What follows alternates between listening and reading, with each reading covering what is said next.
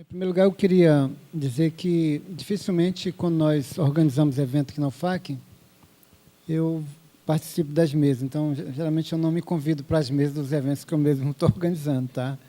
Mas, como tinha um debate que acho que tinha algumas questões que a gente considera relevantes, especialmente pelo que temos proposto fazer um pouco aqui nessa parte mais ocidental, né? Então, na Amazônica, acho que aí, daí um pouco a justificativa de eu estar aqui. Vocês me desculpem pelo autoconvite, tá? Dizer que estou muito feliz com esse evento. Eu acho que, quando nós pensamos lá atrás, e isso era uma conversa inicial que tínhamos com o Jussiano e depois com os outros colegas coordenadores, eu tinha uma ideia de que seria uma coisa legal, mas acho que superou a expectativa que eu tinha. Estou muito feliz pela realização, pelas possibilidades de diálogo. Acho que tudo que tem ocorrido até aqui, estamos no segundo dia, e acho que, de certo modo, a gente dá um passo importante, e penso que é um passo coletivo, o resultado de aí, pelo menos 7 anos de busca, não é uma coisa recente, então, me parece que é muito positivo nessa direção. E acho também pelas possibilidades que temos de fato, firmar parcerias enquanto programas de uma região que tem muita dificuldade de dialogar, né? Eu conheci a maior parte dos colegas da região em São Paulo, no Rio, em Brasília, e não aqui na região. Então, esse é um debate que temos, inclusive, aqui com a Uni, sempre estivemos muito próximos, mas sempre dialogamos muito distante, agora temos nos aproximado, e eu acho que isso tem sido relevante, e o evento ele proporciona a gente pensar isso. Tá? Eu queria... a Germana ela me ajudou bastante, porque eu tinha... Você mandou para mim, eu olhei, tá? Então, eu tirei... Muita coisa que eu tinha pensado, ótimo, a Germana já trouxe, então me ajudou bastante. Eu queria começar a pensar um pouco essa noção, esse conceito de geopolítica, porque acho que ele nos ajuda a discutir um pouco o que é essa proposta talvez de um Geonorte e de uma política de integração entre os programas da região norte, né? Acho que um pouco isso, porque esse conceito eu me referenciou aqui na Berta Beck, que acho que foi uma das mais interessantes pesquisadoras nesse campo brasileiras. A Berta Beck ela dizia que a forma de domínio colonial sobre a Amazônia, e aí aqui entendo como a Amazônia uma dimensão que é difícil a gente falar de qual é essa fronteira amazônica, e esse é um problema atual, esse problema da fronteira. É um problema em relação ao interno no Brasil. Nós temos uma crise atávica entre o Acre, o Amazonas e Rondônia, por exemplo, para definir onde é a fronteira dos estados brasileiros amazônicos, nessa fronteira aqui do sudoeste amazônico, né? Então, vocês imaginam o que é isso do ponto de vista dos estados nacionais. E essa é uma briga antiga, uma querela antiga desde a colonização. Então, uma forma que o Estado colonial pensou para manter esse lugar intocável, e, evidentemente, diante da sua incapacidade de, entre aspas, povoar o local, porque o Estado brasileiro sempre achou que esse lugar era vazio, porque esse é o princípio da colonização, você define como vazio o espaço, diz que é um vazio, portanto, vamos lá e vamos ocupar, porque está vazio, né? Um vazio de humanidade, vazio de cultura, vazio de tudo. Então, o Estado colonial sempre ele desenvolve essa política, essa noção de geopolítica, de controle do espaço. É isso, de controle do espaço. Entendendo aqui o espaço, e aí também eu estou me valendo da Berta Beck e do Eduardo Glissant, entendendo o espaço, o tempo dentro do espaço, o tempo como categoria de espaço. Então, nós estamos falando de diferentes espacialidades e diferentes temporalidades amazônicas controladas a partir de uma política de interdição para aqueles que se aventuravam a entrar nesse lugar. Então, o que pensava o Estado colonial, deixa quieto, quando a gente tiver pessoas, vamos lá, vamos povoar. Então, forma de controle. Então, vejam, me parece que, passado esse tempo todo, e aí estamos aí, mais de 100 anos de república, a lógica é a mesma, porque a lógica colonial interna, evidentemente, ela se mantém, né, no sentido de centro e periferia. E nós sempre condenados à periferia, portanto, um lugar para ser, deixa lá como reserva de mercado, e a gente vai colonizar. Então, de certo sentido, nós continuamos sendo colonizados e recolonizados, de diferentes maneiras, né? Acho que um pouco isso talvez reflita a ideia de que parece que nós somos o lugar, e eu acho que alguém falava isso hoje de manhã ou ontem, o lugar para produzir não só a mão de obra barata, mas também cabeças para alimentar programas do Sudeste. E você manda lá os nossos professores, tem formação, para serem formados e vêm para cá e reproduzir a mesma lógica, né? Então, e também internamente nós colonizamos, né? Em microcolonização, né? De centro para periferia local. Então, esse conceito de geopolítica, me parece que ele é como metáfora para a gente pensar. Então, talvez que discutir hoje, e a propósito da mesa, de pensar estudos linguísticos e literários na Amazônia, e dentro desse conceito de geopolítica, mas deslocando o conceito de geopolítica, deslocando, pensando que geopolítica é essa desse período que a gente está vivendo. E aí eu não vou continuar com a Berta Beck, ela faz uma discussão muito interessante com relação às organizações sociais, aos deslocamentos de grupos, de populações da floresta, de organizações de sindicatos, de comunidades rurais. Ela vai infinito com esse processo todo, né, que articula o local e o global. Então, não vou continuar nisso, eu queria começar com essa perspectiva de pensar esse conceito. Então, vejam, me parece que o que está colocado para a gente, aí vem o debate do desafio, olharmos essa região amazônica, mas também a região pan-amazônica, dentro da lógica de qual é a perspectiva desses nossos programas de pós-graduação aqui na região, que é um pouco a noção que a gente tem aqui. E Germanda foi muito feliz, porque eu tinha feito um levantamento quando a gente tentou ir ao Pará em 2016. Eu até mandei, falei, não dá para ir, porque as passagens são caras. E eu tinha esse levantamento, e a Tânia, na hora, entendeu, e Demi falou, não, insistiu, vamos fazer, dá para fazer. Porque, de fato, nós estamos num processo, nós estamos à mercê, não é que estamos isolados, eu discordo desse conceito, não estamos isolados de coisa nenhuma. O que nós temos é um problema objetivo. Ora, nós não temos companhias aéreas que fazem voos entre, por exemplo, Rio Branco e Manaus. Nós não temos uma companhia que me leve de Rio Branco a Belém. A passagem seria muito mais em conta e o tempo perfeito. Nós não temos, as companhias não fazem. Elas nos levam de Araguaína a Brasília, Brasília a Belém, de Rio Branco a Brasília, Brasília a Belém, no máximo de Rio Branco a Porto Velho. Quando a gente não vai até Cuiabá ou Brasília para ir a Manaus, a gente vai de Porto Velho a Manaus. Então, a gente está sempre num percurso que, evidentemente, de maneira objetiva, o que nos interdita não é que estamos isolados, é que tem uma política de interdição. Pô. E ela é colonizadora, ela é de mercado, implica em valores de passagem, implica na lógica de companhias aéreas.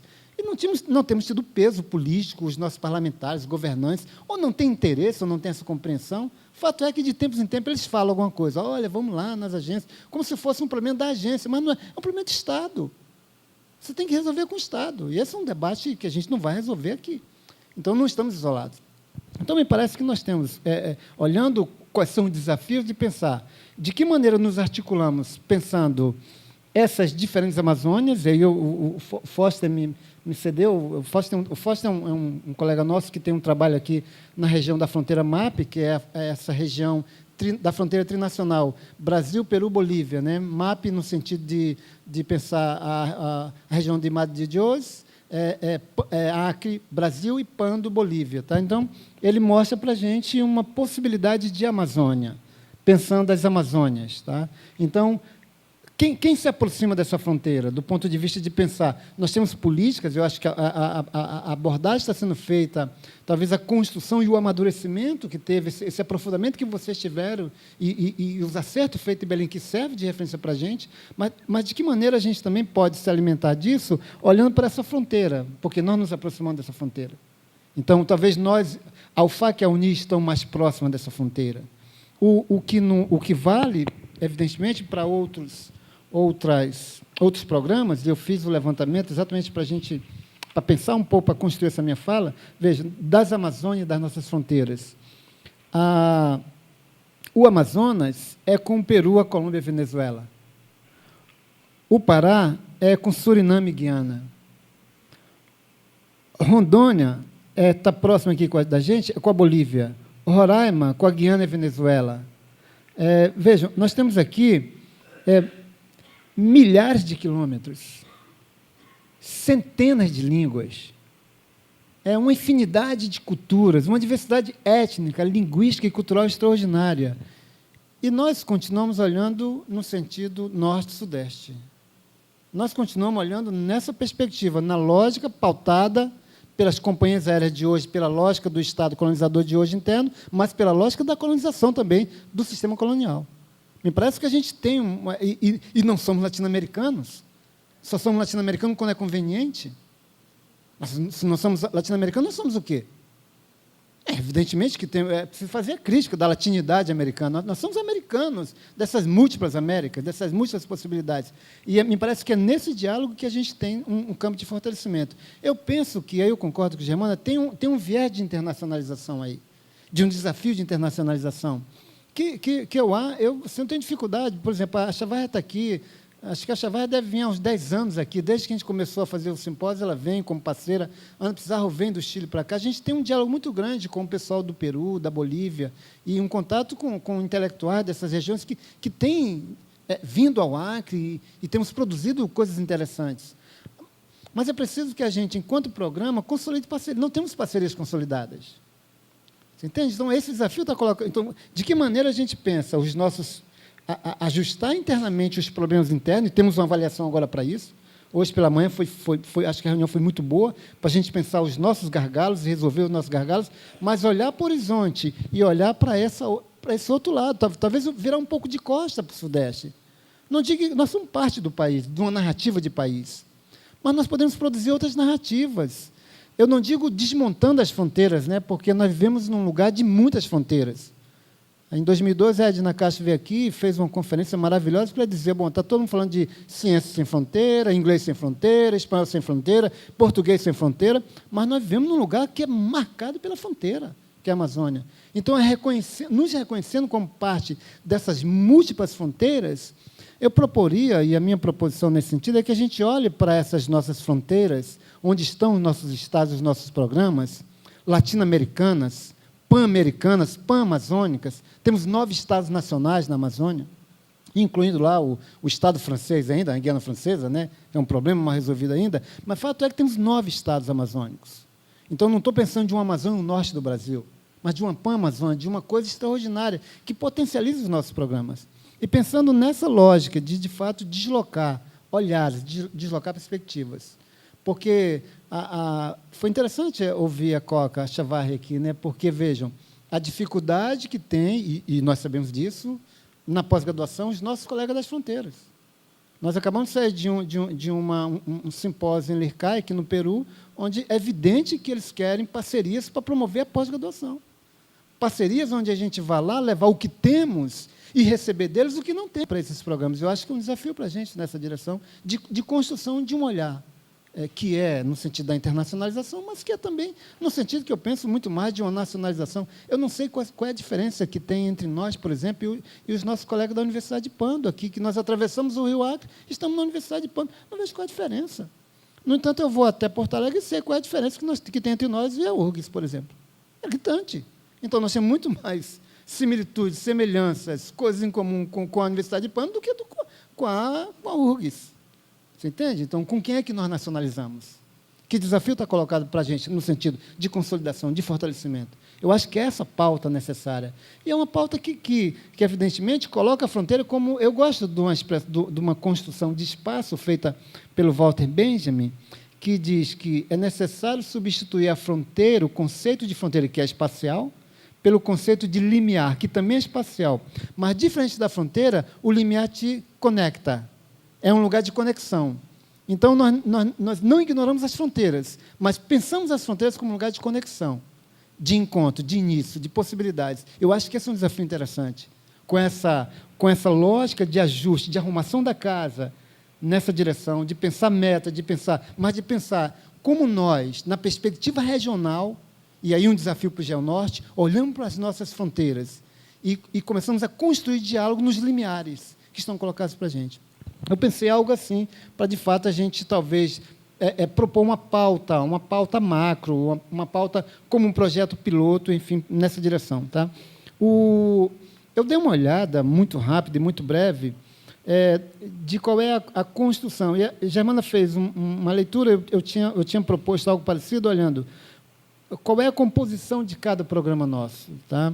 Então, vejam, a Universidade Federal do Amazonas, a UFAM, ela tem um programa em letras com uma área de concentração em estudos literários e uma área de concentração em linguística.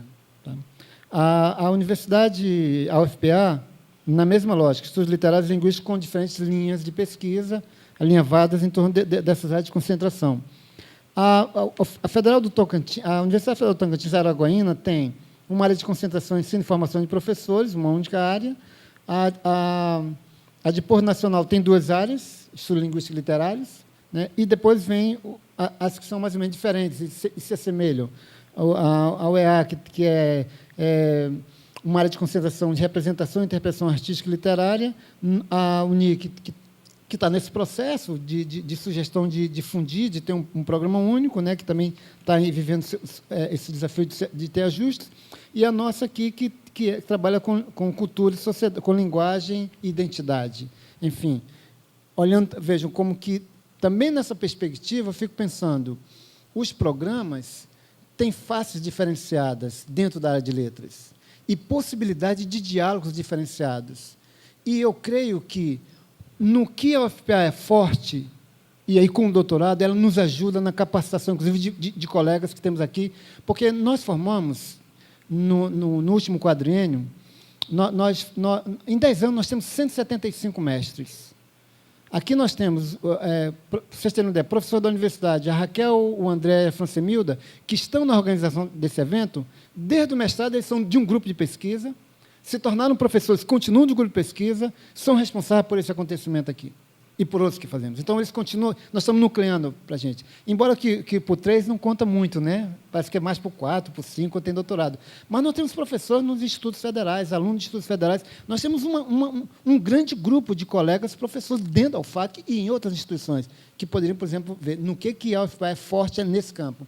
E no que é que nós somos fortes, pensando linguagem, sociedade, pensando cultura e sociedade, pensando língua e arte. Eu acho que essa perspectiva de construção de uma pauta comum, que aponta para a gente caminhos, possibilidade de diálogos, possibilidade de conexão e de intercâmbio entre a gente. Nós começamos, e aí eu já, por diversas vezes, na coordenação, agora o Chico na coordenação, a solicitar para os colegas coordenadores, indiquem professores para a banca aqui no Acre. A gente só diz a banca é nesse tema.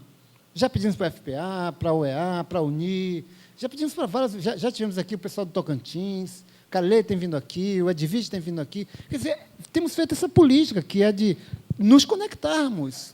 Mas me parece, você já esteve via Skype, pois é, mas me parece que é preciso que a gente paute isso como também, ou seja, é a vinda e a ida de professores e alunos, você entende? Isso é uma pauta para a gente possível, que nos fortalece e que, evidentemente, aponta caminhos que eu acho que são bem interessantes para a consolidação de todos os programas. Eu penso que, quando a gente fala de desafio, de pensar essa geopolítica e colocá-la a nosso favor, é de talvez pensar esses caminhos, essas possibilidades internas, eu digo, dentro da fronteira nacional, mas olhando para essa fronteira que é de outros estados nacionais, que tem pautas comuns e tem projeto e perspectiva de coisas interessantes. Vocês terem uma ideia, em Lercai, o que eles querem?